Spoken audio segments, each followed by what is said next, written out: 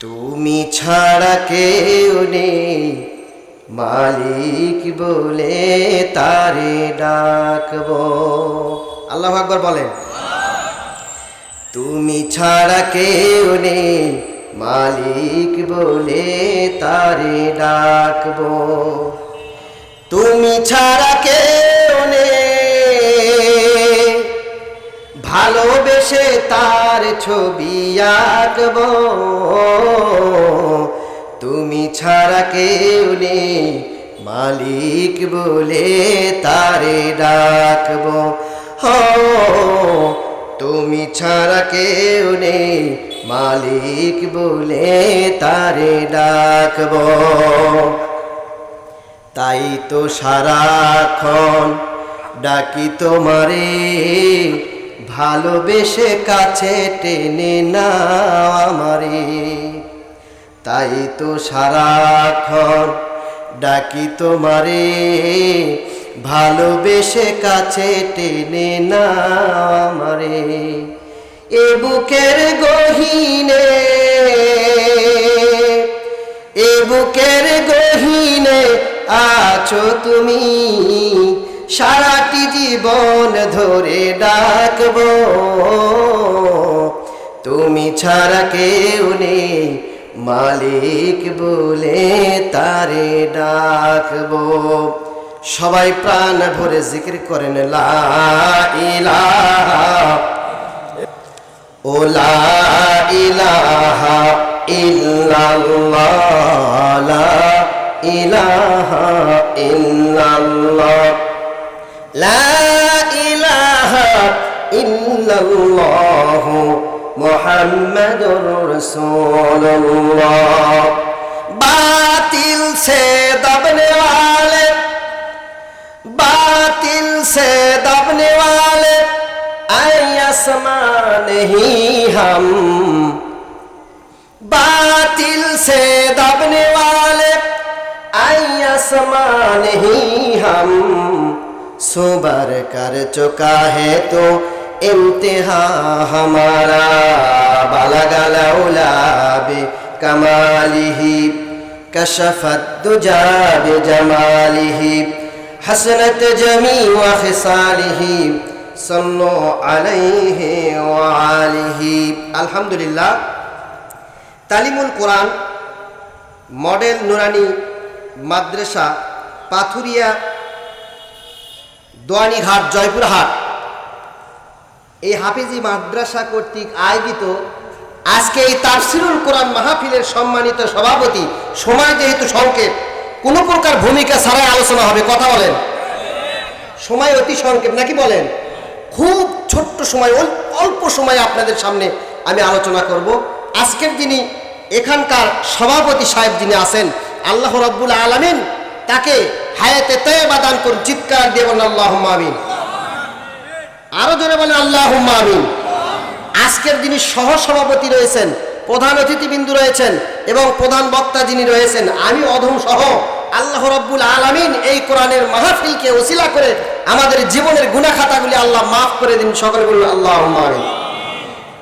সম্মানিত উপস্থিতি, আমি আপনাদেরকে সর্বপ্রথম সালাম দিয়েছি।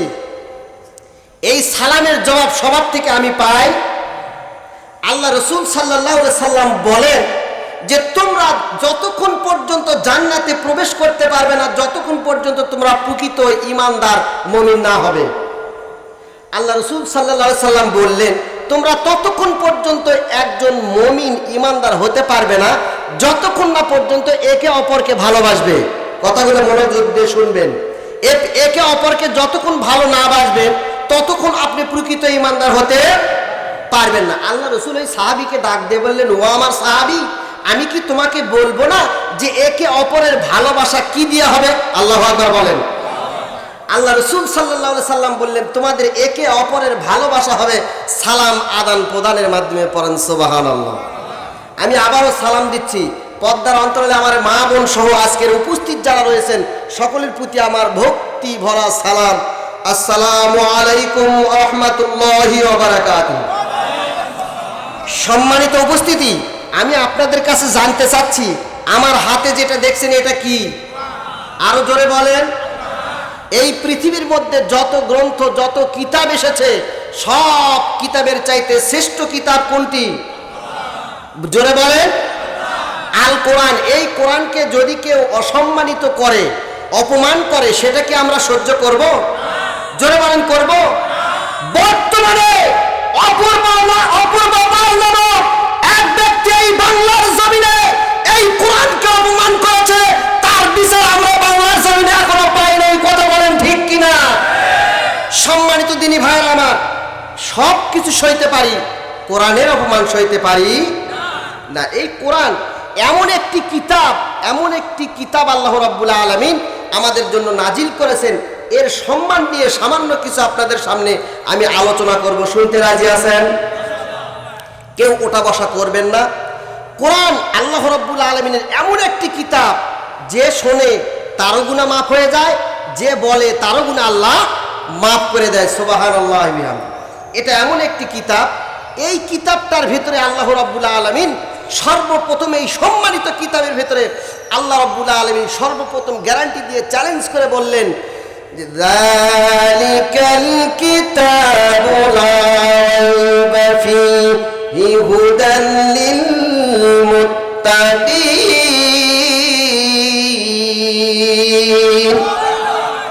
আল্লাহ রাব্বুল আলামিন বললেন, এটা এমন একটি কিতাব আমি আল্লাহ রাব্বুল আলামিন তোমাদের জন্য নাজিল করেছি, এমন একটি কিতাব, এই কিতাবের মধ্যে তোমরা বিন্দু মাত্র কোনো সন্দেহ পাইবা। এই কিতাবে কোনো সন্দেহ আছে নাকি? কোনো সন্দেহ আছে? আল্লাহ সেটা প্রথমেই জানিয়ে দিলেন, যালিকাল কিতাবু লা রাইবা ফীহি হুদাল লিল মুত্তাকিন। আল্লাহ বললেন, এই কিতাবের মধ্যে, এটা এমন একটি কিতাব যে কিতাবের মধ্যে কোনো সন্দেহের সংশয় নাই, কোনো সন্দেহ। এটা হলো হুদাল লিল মুত্তাকিন, মুত্তাকিনদের জন্য পথ প্রদর্শক। যেহেতু এটা তাফসিরুল কোরআন মাহফিল, আমিও তাফসিরের ছাত্র, এখনো কিন্তু আমি কোরআনের ছাত্র, আমি কোরআনের জ্ঞান কিন্তু এখনো অর্জন করতে পারি নাই। আল্লাহ রাব্বুল আলামিন কোন জায়গায় বললেন হুদাল লিল মুত্তাকিন, আবার কোন জায়গায় বললেন হুদাল লিন নাস। এটা মানুষের জন্য পথ প্রদর্শক, মুত্তাকিদের জন্য পথ প্রদর্শক। মানুষ এই পৃথিবীতে হিন্দু, মুসলমান, বৌদ্ধ, খ্রিস্টান যত মানুষ আছে সব মানুষের জন্য এই কিতাব হলো হিদায়াতের কিতাব। জোরে জোরে বলেন আল্লাহু আকবার। আল্লাহ রাব্বুল আলামিন এই জায়গায় বললেন হুদাল লিল মুত্তাকিন, মুত্তাকিদের জন্য এটা হলো পথ প্রদর্শক। কাদের জন্য? যদি কোন ইহুদি, নাসারা, খ্রিস্টান, মুসলমান যদি কারো অন্তরের ভেতরে যদি আল্লাহর ভয় যদি ঢোকে, আল্লাহর ভয় যদি আসে, তাহলে ওই ব্যক্তি কোন জায়গায় গিয়ে হেদায়েত পাবে, কোন জায়গায় গিয়ে আল্লাহর পথ পাবে? আল্লাহ রাব্বুল আলামিন বললেন এখানে হুদাল লিল মুত্তাকিন, যেই মানুষের ভিতরে আল্লাহর ভয় ঢুকবে, ওই মানুষটা হেদায়েত পাওয়ার জন্য এই কোরআনের দিকে লক্ষ্য করবে, এই কোরআন দেখবে। পড়েন সুবহানাল্লাহ। এই কোরআন বিগত 17 বছর যাবত আমরা কিন্তু স্বাধীনভাবে কোরআনের কথাগুলি বলতে পারি নাই।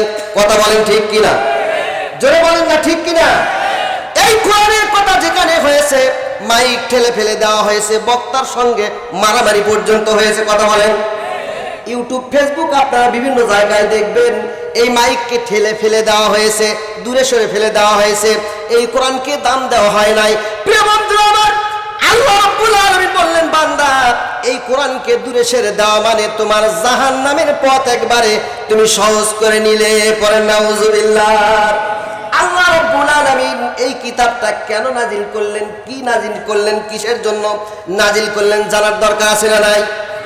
আল্লাহ রাব্বুল আলামিন বললেন, আলিফ লাম রা কিতাবুন আনসালনাহু ইলাইকা লিতুখরিজান নাসা মিনাল যুলুমাতি ইলান নূর।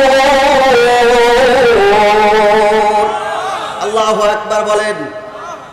প্রিয় বন্ধুরা আমার, রব্বে কারীম, রাজা ধীরাজ আল্লাহ রাব্বুল আলামিন বললেন, ওগো নবী, আমি আপনার উপরে এই কিতাব এই জন্য নাজিল করেছি বিশ্ব মানুষদেরকে, বিশ্বের সমস্ত মানুষদেরকে আমি অন্ধকার আচ্ছন্ন, অন্ধকার পাপাচার থেকে বের করে আমি আল্লাহ রাব্বুল আলামিন তাদেরকে আলোর দিকে নিয়ে যাওয়ার জন্য আমি আল্লাহ রাব্বুল আলামিন তোমার উপর কোরআন নাজিল করেছি। পড়েন সুবহানাল্লাহ।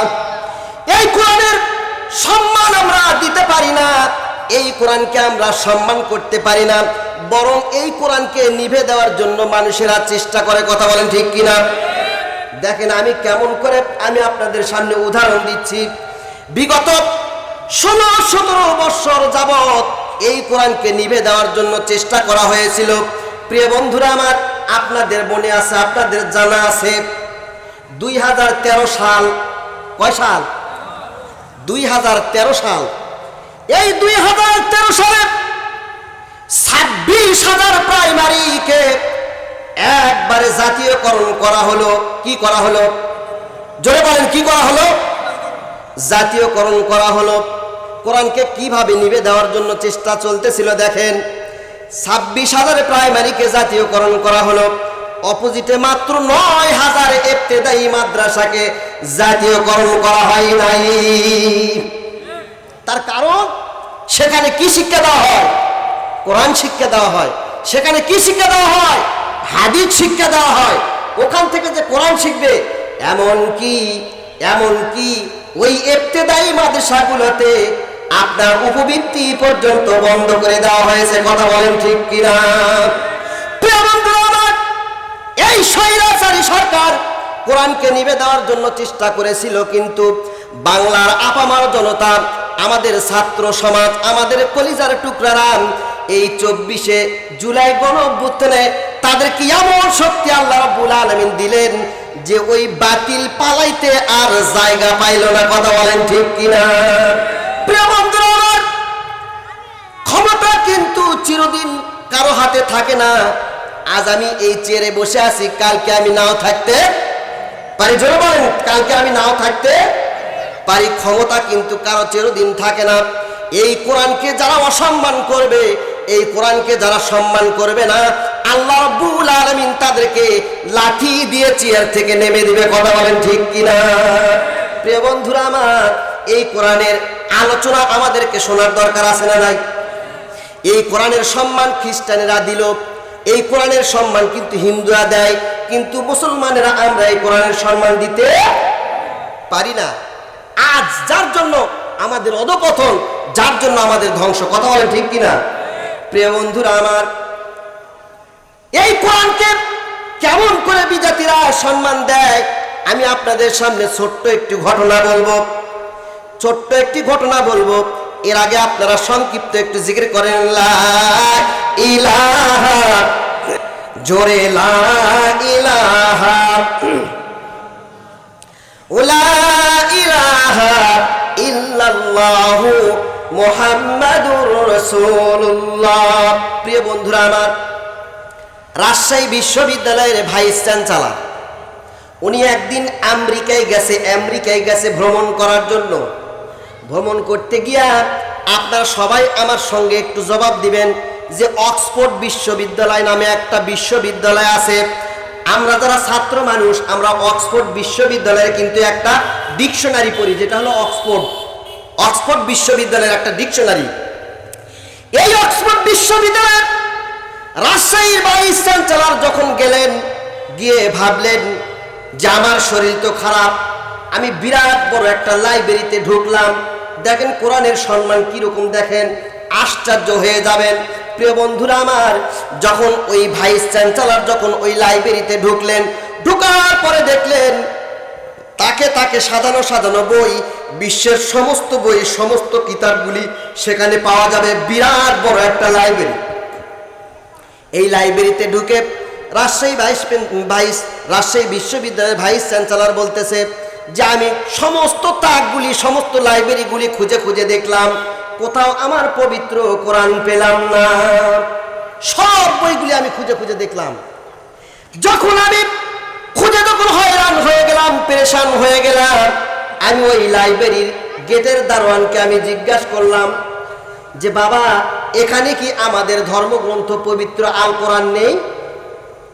এই কথা যখন জিজ্ঞাসা করলেন, জিজ্ঞাসা করার পরে ওই খ্রিস্টান বলতেছে, গেটের দারোয়ান খ্রিস্টান বলতেছে, হুজুর একটু অপেক্ষা করেন, একটু অপেক্ষা করেন, আমি আপনাকে আপনাদের ধর্মগ্রন্থ কিতাব এনে দিচ্ছি, কোরআন।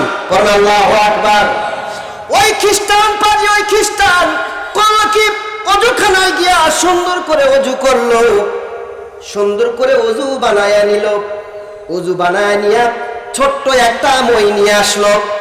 মই নিয়ে এসে এবার ওই মইটা তাকের সাইডে লাগায়া ওই বইগুলির সাইড দিয়ে উঠে ওই তাকের সব উপরে দেখা গেল সাদা কাপড় দিয়া সুন্দর করে কোরআনটা মুড়ে রেখেছে। আল্লাহু আকবার। প্রিয় বন্ধুরা আমার, ওই বিশ্ববিদ্যালয়ের ভাইস চ্যান্সেলর বলতেছে, বাবারে সমস্ত কিতাব তো এভাবে এলোমেলো ভাবে পড়ে আছে, কিন্তু এই যে পবিত্র কোরআন এটা সুন্দরভাবে কেন ওখানে কাপড় দিয়ে মোড়ানো আছে? আল্লাহু আকবার বলেন। বলতেছে, হুজুর শুনেন করুণ কাহিনী। এই লাইব্রেরিতে এই বিশ্ববিদ্যালয়ে, আমেরিকার বিশ্ববিদ্যালয়ে সবচাইতে বড় একটা কম্পিউটার, সেটা হলো সুপার কম্পিউটার। কি কম্পিউটার? জোরে বলেন, কি কম্পিউটার? সুপার কম্পিউটার একটা আছে। এই সুপার কম্পিউটারের মধ্যে দিয়া বইগুলি পরীক্ষা করে, বইগুলি চেক করে ভুল আছে কি না, কোনো সন্দেহ আছে কি না। ওই কম্পিউটারের কাজ হলো ওই কাজ যে বইকে ভুল ধরার কাজ। এই যে তাকে যে বইগুলো দেখতেছেন হুজুর, এই বইগুলো সব বইগুলি দেওয়া হয়েছে। যখন কম্পিউটারের ভেতরে ওই বইগুলো যখন দেওয়ার পরে একটা লাল বাতি জ্বালিয়ে ওঠে। লাল বাতি জ্বালিয়ে উঠলে বুঝবে যে ওই কিতাবের মধ্যে ভুল আছে। আর একটা সবুজ বাতি আছে, ওই সবুজ বাতি যদি জ্বলে তাহলে বুঝবেন ওই কিতাবের মধ্যে কোনো ভুল নাই।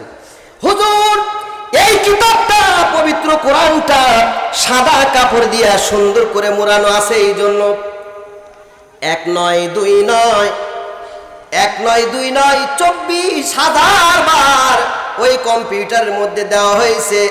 ভুল ক্রমে কোনো দিন লাল বাতি জ্বলে নাই, এই 24,000 বারই সবুজ বাতি জ্বলেছে। আল্লাহু আকবার। আল্লাহ রাব্বুল আলামিন তো ঘোষণা দিয়েছেন, যালিকাল কিতাবু লা রাইবা ফীহি হুদাল লিল মুত্তাকিন।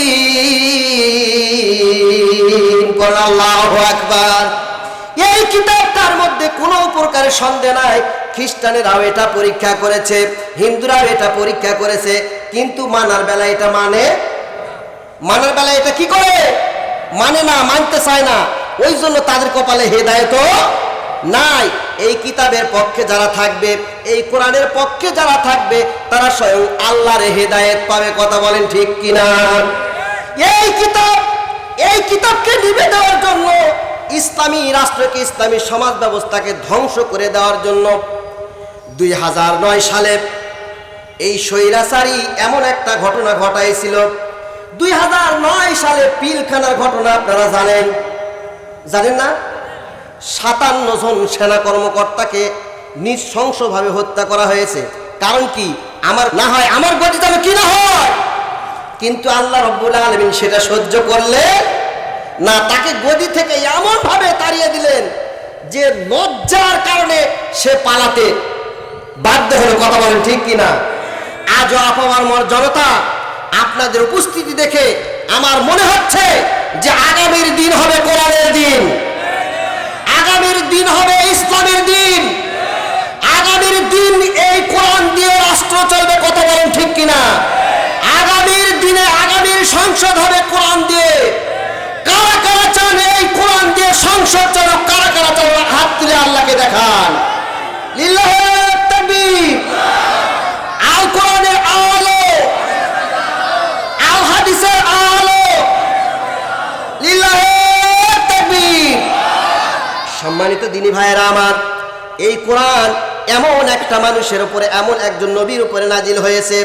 আমাদের নবী, বিশ্ব নবী হযরতে মুহাম্মদ রাসূলুল্লাহ সাল্লাল্লাহু আলাইহি সাল্লাম।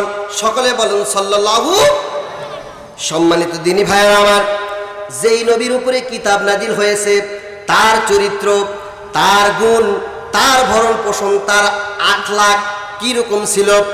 আল্লাহ নবী বিশ্ব নবী হযরত মুহাম্মদ রাসূলুল্লাহ সাল্লাল্লাহু আলাইহি সাল্লামের মায়ের নাম কি ছিল একটু জোরে বলবেন, জোরে বলেন। এই পাশ থেকে একটা ছোট্ট একটা বালক বলতেছে আমেনা, আর আপনাদের কোনো কথার সাউন্ড নাই। আচ্ছা বলেন তো বিশ্ব নবীর মায়ের নাম কি? আমেনা শব্দের অর্থ হলো বিশ্বস্ততা। কি জোরে বলেন, আমেনা শব্দের অর্থ, আর আল আমিন শব্দের অর্থ হলো বিশ্বস্ত। কি বিশ্বস্ত। আল্লাহ রাব্বুল আলামিন দেখেন যার গর্ভ থেকে বিশ্বনবী মুহাম্মদ সাল্লাল্লাহু আলাইহি সাল্লামকে নিয়ে এসেছেন, বের করে যিনি নিয়ে এসেছেন, যাকে নিয়ে এসেছেন তার চরিত্র দেখেন, আর যার গর্ভ থেকে বের হয়ে এসেছেন তার চরিত্র দেখেন, তার বিশ্বস্ততা দেখেন। এই মা আমেনা ছোট্টবেলায় তার সাথীর বাড়িতে, তার বান্ধবীর বাড়িতে যাচ্ছে বেড়াতে, পড়েন আল্লাহু আকবার। দেখেন বিশ্বনবীর মা কেমনি বিশ্বনবীর মা হলেন, এত বড় মাতা কেমন করে হলেন? এই বিশ্বনবীর মা আমেনা তার বান্ধবীর বাড়িতে বেড়াতে যাইতেছেন। কি করতে? বান্ধবীর বাড়িতে বেড়াতে যাইতেছেন। যাইতে যাইতে যাইতে যাইতে পথের মধ্যে দেখে একটা দিরহাম পড়ে আছে। কি আছে? দিরহাম পড়ে আছে। আমেনা যাইতেছে পর্দার সহিত যাইতেছে, যাইতে যাইতে ওই দিরহামের দিকে আমেনার নজর পড়ে গেল। আমেনার নজর পড়ে যাওয়ার পরে এদিক সেদিক তাকায় দেখলো কেউ নাই, আশেপাশে কেউ নাই, ওই দিরহামটা পড়ে আছে। আমেনা ওই দিরহামটা হাতে উঠে আনিয়া চিন্তা করতেছে, হায়রে কোন মানুষ যেন কষ্ট করে এই দিরহামটা অর্জন করেছে, এই দিরহামটা অর্জন করেছে, কত কষ্ট করে না জানি অর্জন করেছে, কার না জানি হয়। চতুর্দিকে তাকায় দেখলো আমেনা কেউ নেই। ওই দিরহাম নিয়া আমেনা এক পা দুই পা করে তার বান্ধবীর বাড়িতে গেছে। বলেন আল্লাহু আকবার। কার বাড়িতে গেল? বান্ধবীর বাড়িতে গেল। বান্ধবীর বাড়িতে গিয়ে দেখেন আমেনা শব্দের অর্থ কিন্তু বিশ্বস্ততা, আর আল আমিন শব্দের অর্থ হলো বিশ্বস্ত।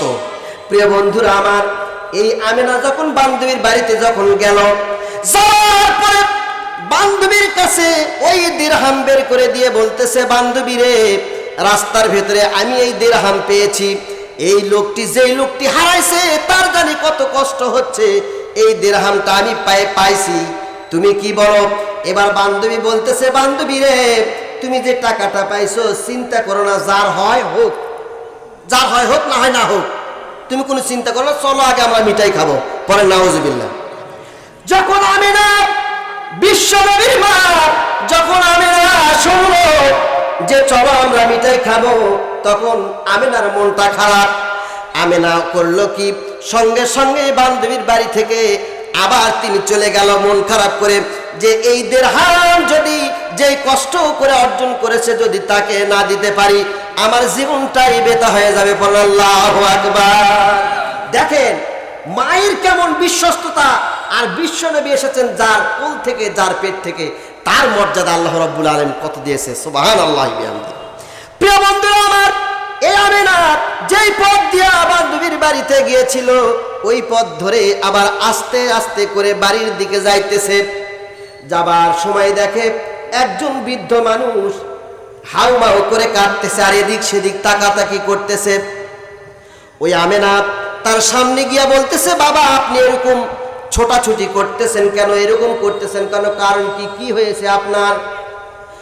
ওই লোকটি বলল, মারে আজ 3 দিন যাবত আমাদের পেটে কোনো খাবার নাই, একটা দিরহাম অর্জন করেছিলাম মা, এই দিরহামটা আমার হারিয়ে গেছে, এই দিরহামটা আমি পাচ্ছি না। এবার আমেনা ওই লোকটিকে নিয়ে সঙ্গে করে নিয়ে তিনি বাড়িতে চলে গেলেন। পড়েন আল্লাহু আকবার।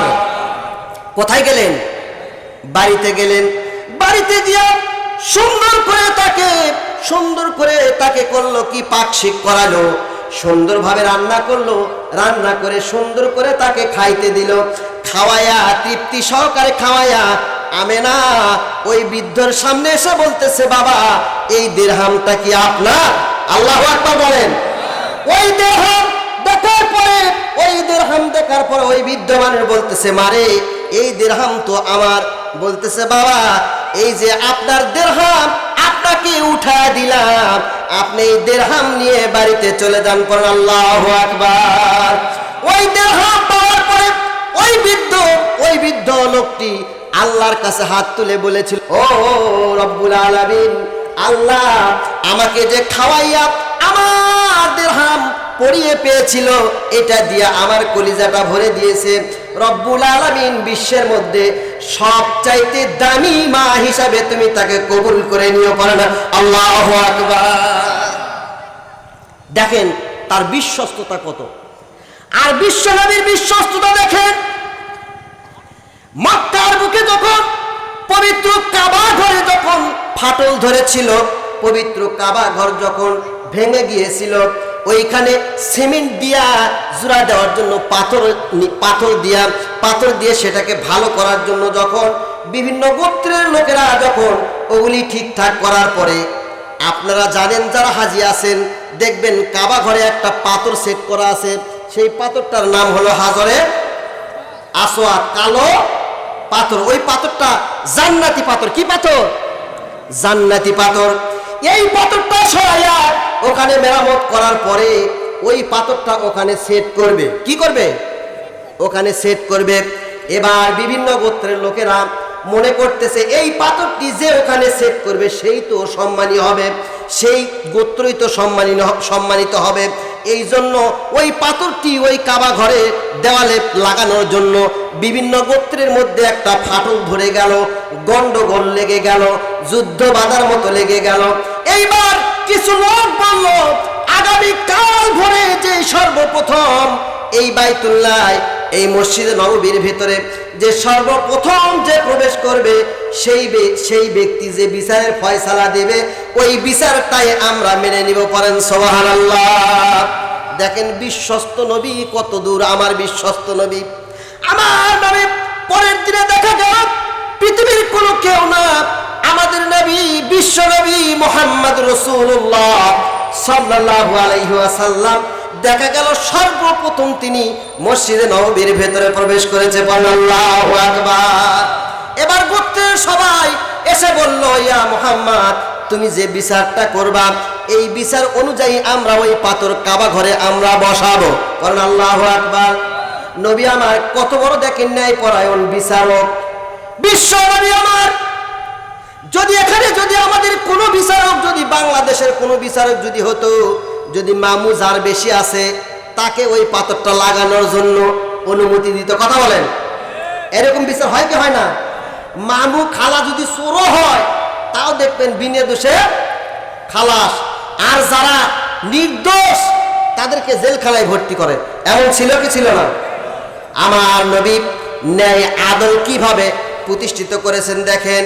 আমার নবী বিশ্ব নবী মুহাম্মদ রাসূলুল্লাহ সাল্লাল্লাহু আলাইহি সাল্লামকে গোত্রের সবাই এসে বলল, মুহাম্মদ রে, তুমি যেই বিচারটা দিবা ওই বিচার অনুযায়ী আমরা এই পাথর এই দেওয়ালে আমরা সেট করব। আল্লাহু আকবার। বিশ্ব নবী আমার দেখেন, যিনি রাহমাতাল লিল আলামিন, যিনি সৃষ্টি জগতের সেরা, যিনি সকল নেতার নেতা, তিনি হলেন আমাদের নবী বিশ্ব নবী হযরতে মুহাম্মদ রাসূলুল্লাহ সাল্লাল্লাহু আলাইহি ওয়াসাল্লাম। দেখেন কি বিচার তিনি করলেন। আল্লাহর নবী বললেন, তোমরা সুন্দর একটা চাদর নিয়ে আসো। বলেন আল্লাহু আকবার। কি নিয়ে আসো? চাদর নিয়ে আসো। বিশ্ব নবী আমার চাদর নিয়ে আসালেন, ওই চাদরটা বিছালেন। বিছানোর পরে এইবার সকল গোত্রের নেতাদেরকে বলতেছে, তোমাদের গোত্রের নেতা যারা আছো তোমরা আমার সামনে আসো। আসার পরে বিশ্বনবী মুহাম্মদ রাসূলুল্লাহ সাল্লাল্লাহু আলাইহি ওয়াসাল্লাম নিজ হাতে ওই পাথর ওই চাদরের উপরে উঠালেন। উঠানোর পরে চতুর্দিকে বললেন, তোমরা যারা গোত্রের নেতা আছো তোমরা সবাই এই চাদরের চতুষ্পার্শ্বে ধরো। বলেন আল্লাহু আকবার।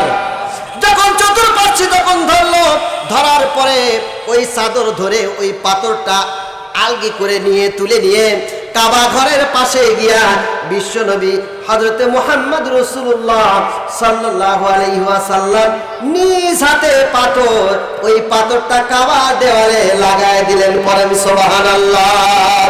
ওই প্রথম 5টি আয়াত নাজিল করার পরে বিশ্বনবী মুহাম্মদ সাল্লাল্লাহু আলাইহি সাল্লাম একদিন ওই হীরা গুহা থেকে, ওই পাহাড় থেকে আসতেছে, যাবার সময় আসমানের উপরে ভাসমান একটা সিংহাসনে বসে কে যেন ডাকতেছে, ইয়া মুহাম্মদ সাল্লাল্লাহু।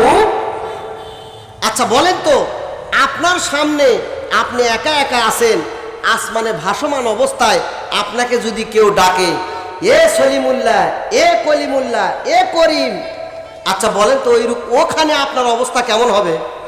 কি হবে? জোরে বলেন। ভয় হবে। আমার বিশ্বনবী মুহাম্মদ সাল্লাল্লাহু আলাইহি সাল্লামকে যখন ডাকলেন, ইয়া মুহাম্মদ সাল্লাল্লাহু আলাইহি ওয়াসাল্লাম, নবী আমার ভয় পেয়ে গেছেন। ভয় পেয়ে বাড়িতে গেলেন। বাড়িতে গিয়া খাদিজাকে ডাক দিয়ে বলতেছে, রে খাদিজা, জাম্মিলুনি জাম্মিলুনি, আমাকে চাদর আবৃত করে দাও, চাদর আবৃত করে দাও। চাদর আবৃত করে দিচ্ছে।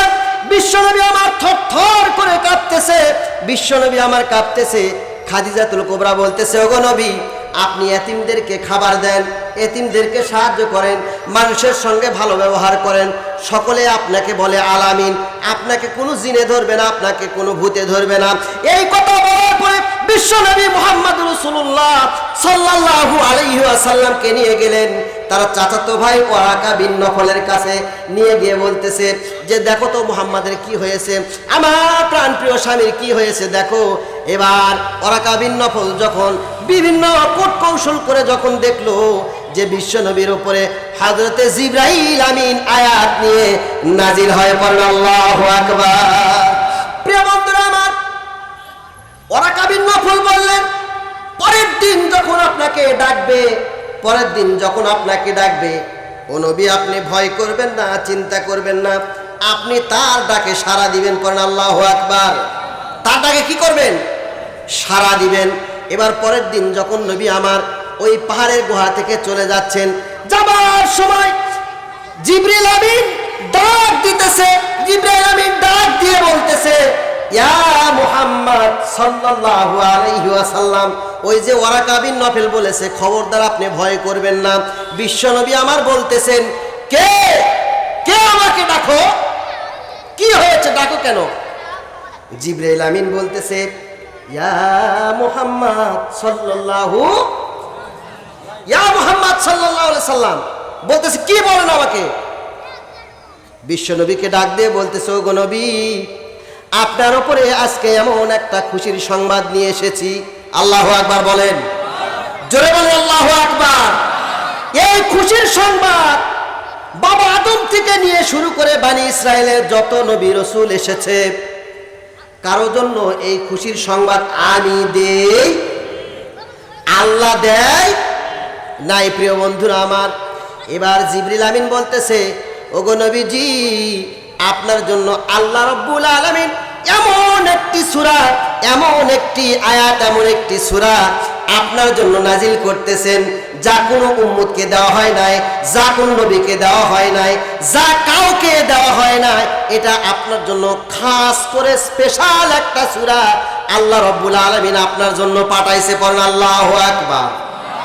সূরাটার নাম শোনার ইচ্ছা আছে না নাই? জোরে বলেন। প্রিয় বন্ধুরা আমার, হযরত জিবরিল আমিন বললেন, ওগো নবীজি, আপনার জন্য এমন একটি সূরা আল্লাহ রাব্বুল আলামিন পাঠিয়ে দিয়েছেন, যার আয়াত সংখ্যা হলো 60টি। কয়টি? জোরে বলেন, কয়টি? 60টি।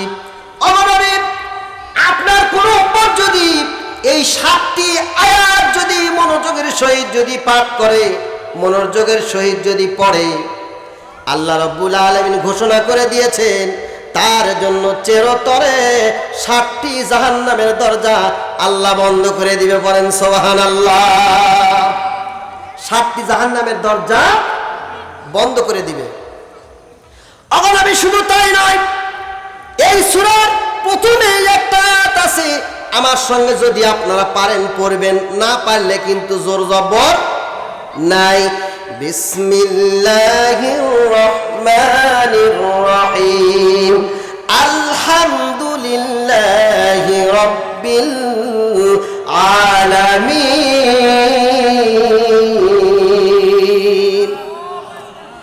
জিবরিল আমিন জানিয়ে দিচ্ছে গো নবী, আলহামদু, যেহেতু তাফসীর, আলহামদু লিখতে কয়টা হরফ লাগে বলেন? কয়টা হরফ লাগে? আলহামদু, আলহামদু, এই আলহামদুলিল্লাহ লিখতে, আলহামদু লিখতে হলো 5টি হরফ। দেখেন এই কোরআনের সঙ্গে আল্লাহ কত কি কুদরতি ভাবে মিল রেখেছেন, আল্লাহ কত বড় মহাজ্ঞানী। আচ্ছা, আলহামদুলিল্লাহ লিখতে 5টি হরফ লাগে। আচ্ছা বলেন তো, আমরা দিনে এবং রাতে কয় ওয়াক্ত নামাজ আদায় করি? জোরে বলেন না কেন? আচ্ছা, এই 5টি হরফের সঙ্গে মিল আছে না নাই? ইসলামের বিনা কয়টি? এই 5টি হরফের সঙ্গে মিল আছে না নাই? শরীয়ত লিখতে লাগে 5টি অক্ষর, মিল আছে না নাই? মারিফত লিখতে লাগে 5টি অক্ষর, মিল আছে না নাই? এ প্রিয় বন্ধুরা আমার, হজের ওয়াজিব কয়টি? 5টি, মিল আছে না নাই? আল্লাহর নবী বলে, কোন ব্যক্তি যদি আলহামদুলিল্লাহ পর্যন্ত যদি পড়ে, আল্লাহ রাব্বুল আলামিন বলে ওই বান্দার জীবনের গুনাহ খাতাগুলি আল্লাহ রাব্বুল আলামিন maaf করে দেয়। পড়েন সুবহানাল্লাহ। ও নবী, এই কিতাব এমন একটি কিতাব, এমন একটি সূরা আল্লাহ রাব্বুল আলামিন আপনার উপরে নাজিল করেছে। এই নাজিলকৃত কোরআন যদি কেউ পড়ে, তাহলে একটা হরফ যদি কেউ পড়ে, তার উপরে আল্লাহ রাব্বুল আলামিন 10টি নেকি দেয়।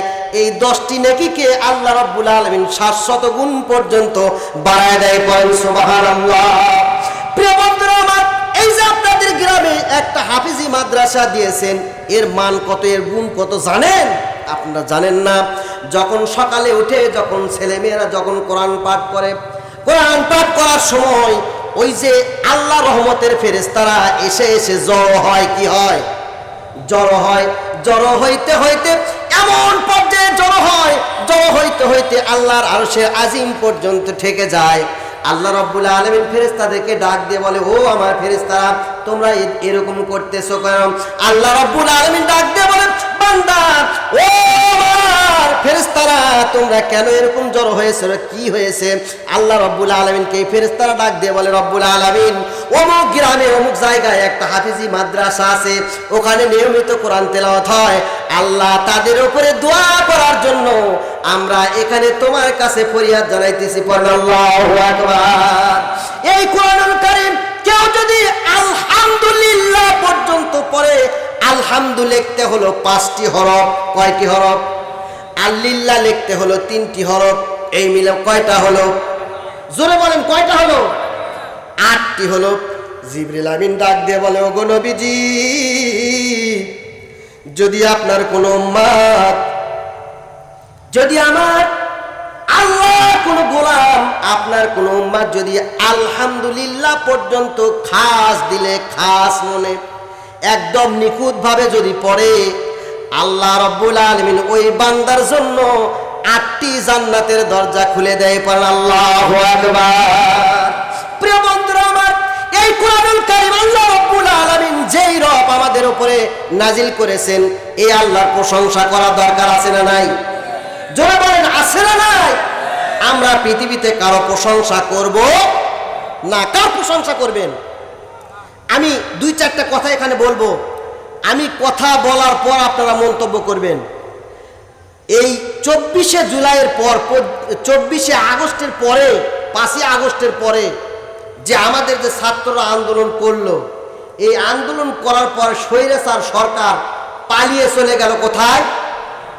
জোরে বলেন না কেন? আচ্ছা, ভারতে গেল। যাওয়ার পরে বিভিন্ন জায়গায় বঙ্গবন্ধুর মূর্তি ছিল।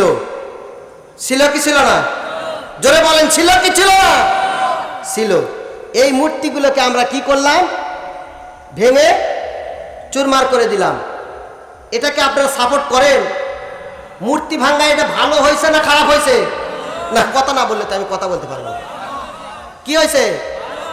ভালো হয়েছে। আমিও চাই মূর্তি না থাক। মুসলমানরা যে মূর্তি তৈরি করবে, এটা ভাঙবো, কিন্তু হিন্দুরা যখন মূর্তি তৈরি করবে, তারা পূজা করবে, এটা ভাঙা যাবে?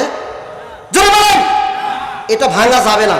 তাদের ধর্মীয় অনুভূতিতে আঘাত করা যাবে না। আমার কথা কি বুঝতেছেন? 5ই আগস্টের পরে আমরা বঙ্গবন্ধুর মূর্তিকে ভেঙে আমরা চুরমার করে দিলাম। সব মুসলমান একমত, এটা ভাঙছে, ভালো করছে। কিন্তু আমার একটা কথা, এখানে যখন আমাদের প্রাণপ্রিয় রংপুরের সেই আবু সাইদ, রংপুরের সেই কি আবু সাইদ এইরকম করে বুক পেতে দিয়ে গুলি খেয়ে সে শাহাদত বরণ করলো, এটা ভালো করছে না মন্দ করছে? জোরে বলে। তার জন্য আমরা পেয়েছি একটা সুন্দর একটা দেশ। এই দেশের মধ্যে আপনারা কি চান যে বঙ্গবন্ধুর মতো আবু সাইদের মূর্তি স্থাপন হোক? জোরে বলে। তাহলে যারা ওই বঙ্গবন্ধুর মূর্তি যারা ভেঙেছে আর আবু সাইদের মূর্তি যারা গড়েছে, এদের মধ্যে কোনো পার্থক্য আছে? জোরে বলে। এই সাইডের লোকেরা কথা বলে না, পারে পার্থক্য আছে? নাই। অতএব আমরা পরিষ্কার বলে দিতে চাই, এই মুসলিম দেশে কোনো মুসলমান মূর্তি তৈরি করতে পারবে? সে যত বড় নেতা হোক না কেন, কারো মূর্তি আমরা দেখতে চাই না। কথা বলেন ঠিক কিনা? এই আবু সাইদ এই বাংলার জন্য তার জীবন বিলিয়ে দিয়েছে, তাকে আমরা তার মূর্তি স্থাপন করে অপমান করতে চাই না। কথা বলেন ঠিক কিনা? আমরা মুসলমান আর কোনো মূর্তি আমরা সহ্য করব না। আমাদের সামনে কোনো মূর্তি আর রাখা যাবে না। আল্লাহ রাব্বুল আলামিন আমাদেরকে মূর্তি থেকে দূরে থাকার জন্য তৌফিক দান করেন। সকল বলুন আল্লাহুম্মা আমিন। আমি যে কথাটা বললাম কারো পক্ষে বিপক্ষে গেল নাকি? জোরে বলেন। কারো পক্ষে বা বিপক্ষে আমি বলি নাই।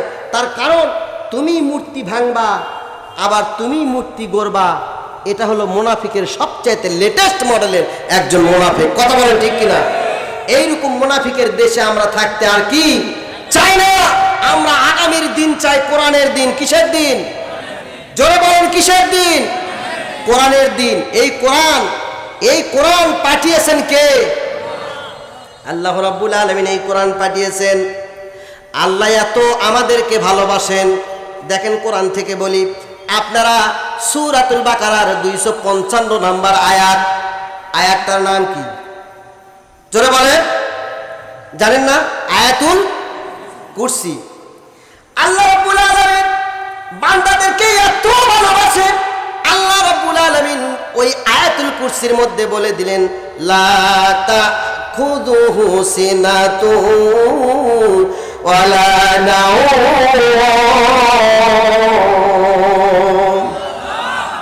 আল্লাহ রাব্বুল আলামিন বললেন, বান্দা আমি তোমাদের জন্য, আমি তোমাদের সুখ দুঃখের জন্য, তোমাদের ভালোবাসার জন্য আমি আল্লাহ রাব্বুল আলামিনকে ঘুম এবং তন্দ্রা স্পর্শ করে। জোরে বলেন, ঘুম এবং তন্দ্রা স্পর্শ করে না। ঘুম এবং তন্দ্রা আপনারা বোঝেন? কারা কারা বোঝেন একটু হাত তুলে দেখান তো। ঘুম আর তন্দ্রা বোঝেন? সবাই বোঝেন? আচ্ছা, ঘুম কাক কয়, তন্দ্রা কাক কয় বলেন তো দেখি। একজন বলেন তো। পারবেন না, আর পারছেন না। আমি আপনাদেরকে বলি, শোনেন, আমি ছোট্ট মানুষ, আপনাদেরকে বলি। ঘুম যখন আপনি একবারে ঘুমে গেছেন, আর ডাকলেও ওঠেন না, হবুল্লাও করলে ওঠে না, চবুল্লাও করলেও আর ওঠেন না, কিছুই আর শুনতে পান না, এটা হলো ঘুম। আর ঘুমের আগে যেই ঝিমানি আসে না, ঝিমানি আসে না, মানুষ বসে থাকতে থাকতে কি করে, এরকম পড়ে যাওয়া ধরে না, এটা হলো তন্দ্রা। এই তন্দ্রা আর এই ঘুম আল্লাহকে স্পর্শ করে। আমার কথা ক্লিয়ার ভাবে বুঝতে পারছেন? ঘুম এবং তন্দ্রা আল্লাহকে স্পর্শ করে না। একদিন মুসা নবী আল্লাহকে ডাক দিয়ে বলতেছে, রব্বুল আলামিন তুমি কি ঘুমাও না? তোমার কি ঘুম নাই? তোমার কি চোখ নাই? তুমি কি ঘুমাও না? আল্লাহ ডাক দিয়ে বললেন, মুসা রে, তুমি যখন এই কথা আমাকে বললাম, তুমি আমার সামনে আসো। আল্লাহ রাব্বুল আলামিন অর্ডার করলেন যে সুন্দর একটা কাচের গ্লাস নিয়ে আসো। নিয়ে এসে ওই কাচের গ্লাসের মধ্যে পানি ভরাও। পানি ভরা দিয়ে মুসা হাতে দিয়া আল্লাহ রাব্বুল আলামিন মুসাকে বললেন, মুসা রে, ও মুসা, তুমি এই গ্লাসটা ধরো। গ্লাস ধরার অনুমতি দিলেন কাকে? মুসাকে, কাকে? মুসাকে গ্লাস ধরার অনুমতি দিলেন, আর ঘুমকে অনুমতি দিলেন তুমি মুসাকে ধরো। আল্লাহ বললেন গ্লাসকে, ওই মুসাকে বললেন তুমি গ্লাস ধরো, আর ঘুমকে কি বললেন? তুমি মুসাকে ধরো। কি একটা কাণ্ড ঘটবে পারে এটি। প্রিয় বন্ধুরা আমার, মুসা তো টেনশনে পড়ে গেল। এখন টেনশন কি আপনাকে কেমন করে বুঝায়? টেনশন কি বোঝেন আপনারা? টেনশন বোঝেন? ছোট্ট একটা উদাহরণ দিয়ে মন খারাপ করবেন না। টেনশন কি জিনিস বুঝে দিই। একজন মাইক্রো চালক ড্রাইভার রাত 12টার দিকে রাস্তা দিয়ে যাচ্ছে। কি করছে? রাস্তা দিয়ে যাচ্ছে গাড়ি নিয়ে। সামনে একটা মহিলা দাঁড়িয়ে গেল পেট ফুলে, তার মানে কি? গর্ভবতী। ওই মহিলা দাঁড়িয়ে গেছে। মাইক্রো ড্রাইভারকে টেনশন কি সেটা বুঝাচ্ছি, মনে রাখবেন কিন্তু টেনশন কি জিনিস। মাইক্রো ড্রাইভারকে বললেন ভাই দাঁড়াও। দাঁড়ানোর পরে বলতেছে ভাই আমাকে একটু হেল্প করো, আমাকে একটু গাইড করে ওখানে নিয়ে চলো। নিয়ে গেল। নিয়ে যাওয়ার পরে যাইতে যাইতে যাইতে গাড়ির ভেতরেই পেটের ব্যথা শুরু, বাচ্চা হবে। ওই ড্রাইভার গাড়ি ঘুরে নিয়ে গেল ক্লিনিকে। টেনশন কি জিনিস দেখেন। নিয়ে যাওয়ার পরে ওখানে যখন পরীক্ষা নিরীক্ষা করলো, করার পরে বলতেছে যে আপনার তো সন্তান হবে। ড্রাইভারকে এসে সংবাদ দিচ্ছে ডাক্তাররা যে আপনার তো কপাল ভালো, আপনার সন্তান হবে। যে ড্রাইভার এখন চিন্তায় পড়ে গেল, কে রে, বউ আমার নয়, আমার সন্তান কেমনে হয়? তখন ওই স্ত্রী এখন বলতেছে, ওই বউ এখন বলতেছে যে না, এটা তো আপনারই সন্তান। টেনশন আর বাড়লো কি না? কে রে, আমি গাড়ি করে নিয়ে আসলাম, নিয়ে আসার পরে আমার কি বলে আমারই সন্তান, কি একটা টেনশন। গেল যাক, পরীক্ষা করলো। পরীক্ষা করার পরে দেখলো যে ওই পুরুষকে আগে ড্রাইভারকে পরীক্ষা করলো। পরীক্ষা করে দেখে যে ওর যে সন্তান জন্ম দেওয়ার যে ভ্রু, এটা ওর ভেতরে নাই। এটা ওর ভেতরে নাই। কোনো পুরুষ আছেন না দেখে না সন্তান হয় না? সন্তান কিন্তু হয় না, এমন পুরুষ আছে না নাই? তা ডাক্তাররা পরীক্ষা করে দেখা ওর সন্তান জন্ম দেওয়ার মতো ক্ষমতা ওর ভেতরে নাই। ওই বাঁচলো ওখান থেকে। বাঁচার পরে ওই চিন্তা করতেছে, কে রে, আমি তো বিয়ে করছি আজ 10-15 বছর আগে, আমার 3টে সন্তান, এরা আলো কোথা থেকে? টেনশন আর বাড়লো না কমলো? কথা বলেন। টেনশন বাড়লো। এবার বাড়িতে গেছে। বাড়িতে যাওয়ার পরে বউকে বলতেছে, বউ এইদিকে আয়। কি হয়েছে, এত চিল্লাচ্ছ কেন? কেন? ডাক্তার আমাকে পরীক্ষা করলো, আমার সন্তান জন্ম দেওয়ার কোনো ক্ষমতা নাই। এই শৈল 3টা কুট থেকে আলো, কুটি থেকে আলো, তাড়াতাড়ি কোথায়? তুমি তো আমাকে মারবে না? আমি পরকীয়া করে এই 3টে শৈল দিছি, তার কারণ তোমার যে শৈল দেওয়ার জন্ম দেওয়ার যে ক্ষমতা নাই। নাউজুবিল্লাহ বলেন। তো এইরকম হলো টেনশন। মুসার কি ধরে গেল? টেনশন ধরে গেল। হায় আল্লাহ, আমার হাতে দিল গ্লাস, দিয়ে বলল মুসা তুমি গ্লাস ধরো, আর ঘুমকে বলল তুমি মুসাকে ধরো। যখন প্রিয় বন্ধুরা আমার আয়াতুল কুরসির কথা আমি বলতেছি, লা তাখুযুহু সিনাতুন ওয়ালা নাউম, আল্লাহ রাব্বুল আলামিন বললেন আমাকে কোনো ঘুম বা তন্দ্রা স্পর্শ করে না। এবার মুসাকে বলল মুসা তুমি গ্লাসটা ধরো, আর ঘুমকে আদেশ করলো তুমি মুসাকে ধরো। যখন মুসার ঘুম এসে গেছে, মুসা ঘুমের ভরে গ্লাসটা কখন পরে ভেঙে গেছে মুসা বলতে পারে না। আল্লাহু আকবার। সঙ্গে সঙ্গে মুসা সিজদায় পড়ে গেল, আল্লাহকে ডাক দিয়ে বলো রব্বুল আলামিন আমার ভুল হয়ে গেছে, তুমি আহকামুল হাকিমিন। আল্লাহ মুসাকে ডাক দিয়ে বললেন, রে মুসা শুনে রাখো, আমি যদি ঘুমিয়ে যাই, আমি যদি ঘুমিয়ে পড়ি, আমি যদি ঘুমিয়ে যাই, পৃথিবীর সব সিগন্যাল বাতিগুলো অফ হয়ে যাবে। আল্লাহু আকবার।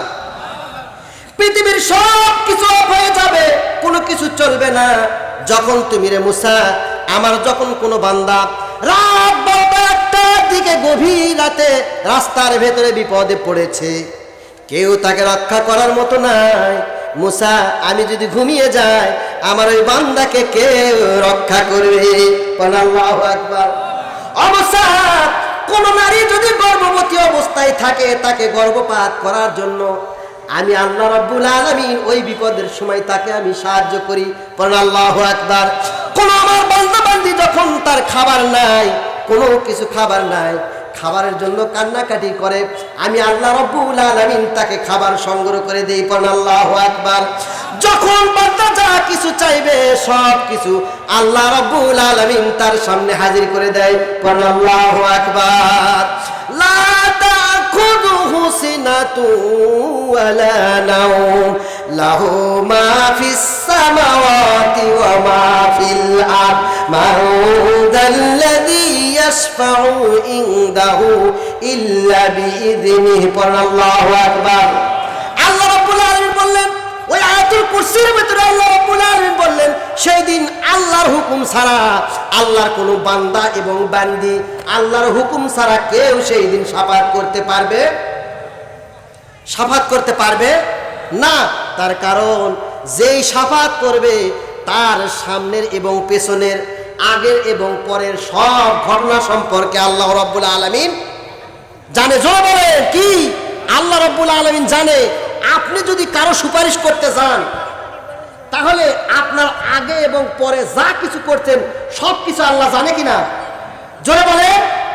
ওই জন্য আল্লাহর হুকুম ছাড়া সেই দিন কেউ শাফাআত করতে পারবে। প্রিয় বন্ধুরা আমার, সেই রবের প্রশংসা আমাদের করার দরকার আছে না নাই? প্রিয় বন্ধুরা আমার, আল্লাহ রাসূলের সাহাবীরা তাদের কষ্টের জীবন ছিল। কিসের জীবন ছিল? কষ্টের জীবন। এমন কোন সাহাবী নেই যে তার জীবনে সুখ ছিল, শান্তি ছিল, শুধু কষ্ট আর কষ্ট, কষ্টের মধ্যে দিয়ে তারা জীবন পাড়ি দিয়েছেন। কথা বলেন ঠিক কিনা? ছোট্ট একটি হাদিস আপনাদেরকে আমি শোনাবো, শুনলেই আপনারা বুঝতে পারবেন যে সাহাবীরা কত কষ্টে ছিলেন। প্রিয় বন্ধুরা আমার, আমার নবীজির জামাতার নাম কি? আমার নবীর কলিজার টুকরা মেয়ের নাম কি?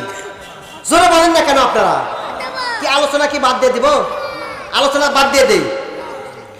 এই ফাতেমা হযরতে আলী রাদিয়াল্লাহু তাআলা আনহু বাড়িতে যখন আসলেন, ছোট্ট একটা ঘটনা আমি বলে আমার কথা শেষ করে দেব ইনশাআল্লাহ।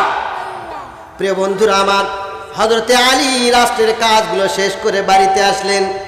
আসার পরে দেখলেন ফাতেমা রাদিয়াল্লাহু তাআলা আনহার গা লাল টকবগা হয়ে গেছে। ঘরের দরজা খুলে ফাতেমার সঙ্গে দেখা করতেছে আলী। আলী ফাতেমাকে ডাক দিয়ে বলতেছে, ফাতেমা তোমার কি হয়েছে? তোমার মুখটা এত মলিনতা কেন? তোমার মুখটা এত লাল কেন? কি হয়েছে তোমার? ও ফাতেমা, তোমার বাবা তোমাকে বড়লোক মানুষের সঙ্গে বিবাহ দিতে পারে নাই, তোমাকে শাড়ি দিতে পারি নাই, তোমাকে গহনা দিতে পারি নাই, তোমাকে টাকা পয়সা দিতে পারি নাই, তোমাকে 3 বেলা ভালোভাবে খাবার দিতে পারি নাই, এই বলে কি তোমার মন খারাপ নাকি? ফাতেমা বলতেছে, ওগো স্বামী, আমার মন খারাপ এই জন্য না, ওগো প্রাণের স্বামী, আমার গায়ে জ্বর এসেছে, আমার গা থরথর করে কাঁপতেছে। স্বামী গো, থরথর করে আমার গা কাঁপতেছে, জ্বর এসেছে আমার গায়ে। কি এসেছে? জ্বর এসেছে। ফাতেমা প্লেট ধরলে, প্লেট যখন মাজতে যায় প্লেটটা পড়ে যায়, হাত থেকে ঘষানিটা পড়ে যায়। এরকম করতে করতে ফাতেমা ডাক দিয়ে বলতেছে, আলীকে ডাক দিয়ে বলতেছে, আলী এখন ফাতেমাকে বলতেছে, ফাতেমা তুমি আমাকে মাফ করে দিও, আমি তোমাকে সুন্দর একটা গহনা দিতে পারি নাই, সুন্দর একটা গহনা দিতে পারি নাই, সুন্দর একটা জুতা দিতে পারি নাই, সুন্দর একটা কাপড় তোমাকে দিতে পারি নাই, তুমি মনে হয় সেই জন্য কান্নাকাটি করতেছো। প্রাণের স্বামীকে ডাক দিয়ে বলতেছে, ফাতেমা ডাক দিয়ে বলতেছে, স্বামী গো, ও প্রাণের স্বামী, আমি সেই জন্য কাঁদি না, সেই জন্য কাঁদি না, আমি কাঁদি আমার মৃত্যুর পরে আমার ইমাম হাসান আর হোসাইনকে কে দেখবে? পারেন আল্লাহু আকবার। এইবার ইমাম হাসান আর হোসাইন কান্নাকাটি করতেছে যে মা আমাদেরকে খাবার দাও, মা আমাদেরকে খাবার দাও। চুলায় কোনো আগুন জ্বলে নাই, 3 দিন 7 দিন চুলায় কোনো আগুন জ্বলে নাই। প্রিয় বন্ধুরা আমার, ফাতেমা থরথর করে কাঁপতেছে, কাঁপতে কাঁপতে স্বামীর কাছে গিয়া বলতেছে, আলীর কাছে গিয়ে বলতেছে, প্রিয় স্বামী, জীবনে আপনার কাছ থেকে আমি কোনো কিছু খাইতে চাই নাই, কোনো কিছু আবদার করি নাই, গহনার আবদার করি নাই, টাকা পয়সার আবদার করি নাই। ওগো স্বামী, আজকে আমার গায়ে জ্বর এসেছে, আমার গায়ে ভীষণ জ্বর, আমার কলিজাটা চাইতেছে স্বামী, আমি আপনার থেকে একটা ডালিম আপনার থেকে খাইতে চাই। পড়েন আল্লাহু আকবার। কি খাইতে চাই? কে চাইলেন? আপনারা মনোযোগ দিয়ে আলোচনা শুনিচ্ছেন না বারে? আমি ছোট্ট মানুষ বারে আলোচনা মনোযোগ দিয়ে শুনতেছেন না? কে খাইতে চাইলেন? কার থেকে? লিল্লাহি তাকবীর। প্রধানমন্ত্রীর আগমন, প্রধানমন্ত্রীর আগমন। আজকে মাহফিলের পক্ষ থেকে প্রিয় বন্ধুরা আমার, যেহেতু আমার ঘন্টা বেজে গেছে, প্রধান বক্তা কিন্তু এসে গেছে, আমি সংক্ষেপ করে কথাটা বলতেছি শোনেন। এই ফাতেমা ডালিম খাওয়ার জন্য স্বামীর কাছে আবদার করলো। এই আলী রাদিয়াল্লাহু তাআলা আনহু বাজারে গেলেন। এই বাজার পর্যন্ত, বাজারে যাওয়ার পরে সুন্দর একটা ডালিম কিনলেন। কেনার পরে বাড়ির দিকে নিয়ে চলে আসতেছেন। রাস্তার ভিতরে একজন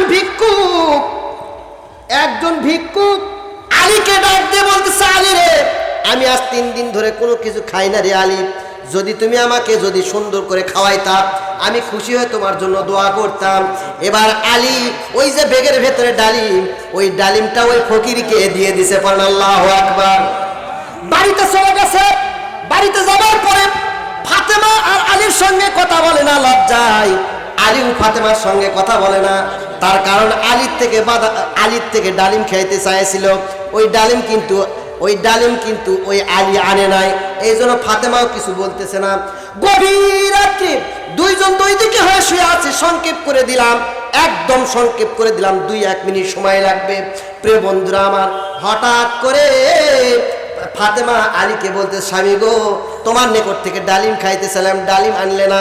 আমার বিশ্বনবী মুহাম্মদ রাসূলুল্লাহ সাল্লাল্লাহু আলাইহি ওয়াসাল্লাম রাত 12টার সময় হযরতে আনাস রাদিয়াল্লাহু তাআলা আনহুকে ডাক দিতেছে।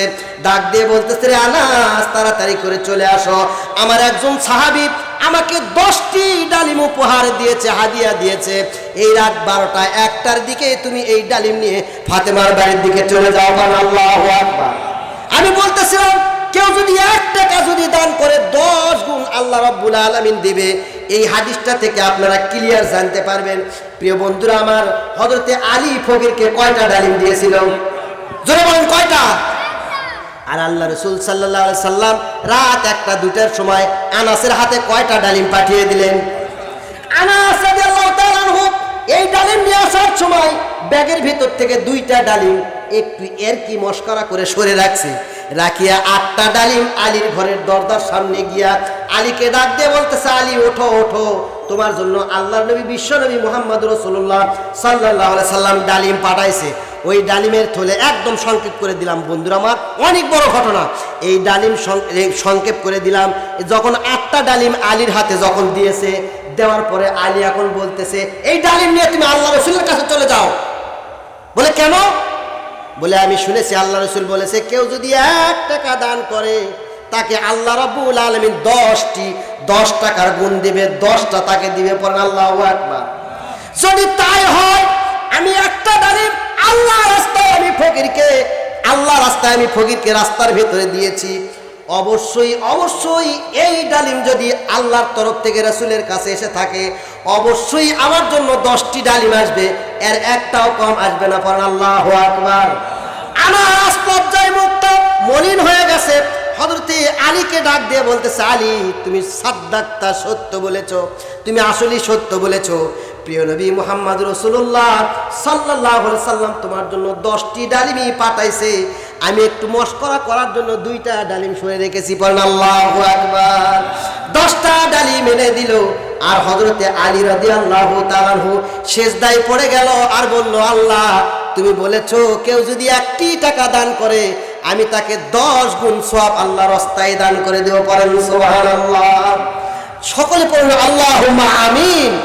আল্লাহ রাব্বুল আলামিন আমাদেরকে এই তাফসীরুল কোরআন মাহফিলে আজকে যেন এই তাফসিরুল কোরআন মাহফিল সেই হাসরের দিনে আমাদের জন্য নাজাতের জরিয়া বানা দেয়। আসতে বলেন আল্লাহুম্মা আমিন। আরো আসতে বলেন আল্লাহুম্মা আমিন।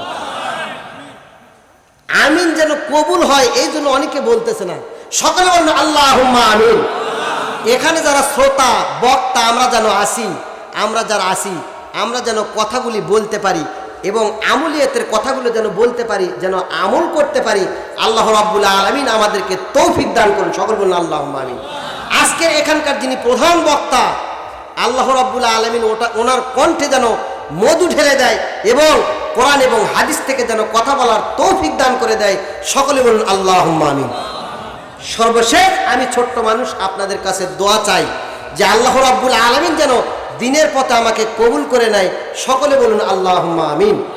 আপনাদের সুস্বাস্থ্য এবং আপনাদের জন্য দোয়া, আল্লাহ রাব্বুল আলামিন আপনাদের আমাদের সবাইকে জান্নাতবাসী করে দিন।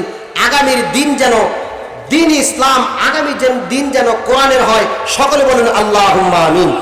এই জন্য সকলে কোরআনকে সাপোর্ট করে আপনার দাঁড়িপাল্লায় একটা ভোট দিবেন, সকলে বলুন আল্লাহুম্মা আমিন। আরো জোরে বলুন আল্লাহুম্মা আমিন। আপনাদের যে উপস্থিতি, এই উপস্থিতি প্রমাণ করে দেয় আগামীর দিন হবে দাঁড়িপাল্লার জয়, আগামীর দিন হবে কোরআনের জয়, কেউ ঠেকাতে পারবে না। এই যে 17 বছর যে ধুমধাম চলেছে তার মধ্যে যে আমরা টিকে আছি, তার মানে বোঝা যাচ্ছে আগামীর দিন হবে কোরআনের দিন। আল্লাহ কবুল করে নিন, সকল বলুন আল্লাহুম্মা আমিন। সবাই একটা তাকবীর দাও তো, লিল্লাহে তাকবীর, লিল্লাহে তাকবীর। আল কোরআনের আলো, আল কোরআনের আলো, আরো করে সংসদে আলো, লিল্লাহে তাকবীর।